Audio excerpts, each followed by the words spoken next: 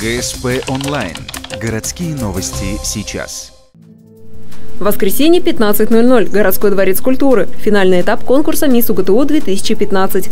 Среди претенденток на звание королевы 9 студенток с различных факультетов вуза. В этом году зрители решили впечатлить с самого начала. 2 месяца девушки готовились, чтобы выглядеть на сцене сногсшибательно. В этом им помогла хореограф-постановщик Алена Давыдова. Все, что я говорила,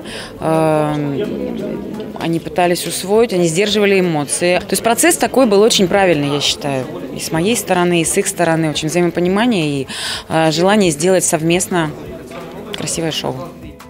Основная тема конкурса – машина времени. Зрители переносятся в различные эпохи, от средневековья к новому времени. Например, традиционное интеллектуальное состязание в этом году посвящено Великой Отечественной войне. В нем жюри оценивает ум и сообразительность участниц. Так же, как и во всех остальных конкурсах, обращает внимание и на умение держать себя на сцене. Кого Гитлер считал главным врагом? Врагом номер 1. Вариант А. Маршала Жукова. Вариант Б. Диктора Левитана. И вариант В. Поэта Симонова. Диктора Левитана. Ваши аплодисменты, это абсолютно верно. Девушки участвуют в 6 конкурсах. В их числе танцевальные и творческие номера, разнообразные дефиле в вечерних, а также исторических костюмах. Не обошлось и без долгожданного и традиционного конкурса купальников. Одевшись по моде 80-х годов прошлого века, красавицы демонстрируют свою фигуру и грацию. Не менее зрелищным и интересным стало творческое состязание. Самым необычным и запоминающимся признали 2 выступления. Дарина Быкова сыграла на баяне, а Анастасия Буряк устроила выступление, посвященное стройотрядам ОГТУ.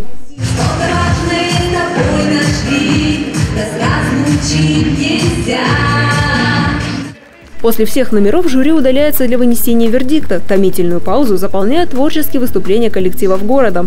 И вот названо имя королевы красоты 2015-го – первокурсница Дарина Быкова.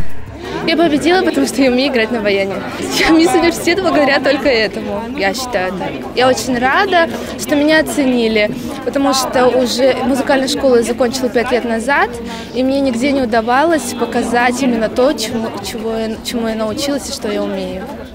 Вице-мисс УГТУ стала Анастасия Буряк. Однако ни одна из участниц не ушла без награды. Каждой девушке присвоили звание по талантам. Мисс элегантность, артистичность, грация и другие. Вдруг так получилось, что стала Дариной, я безумно счастлива. И счастлива, что я мисс обаяние, да? В общем, я безумно рада. Теперь победительницу ждет насыщенная событиями студенческая жизнь. Раньше юная красавица много времени проводила в гараже, ремонтируя машины. Теперь же Дарина будет украшать множество мероприятий, проводимых университетом.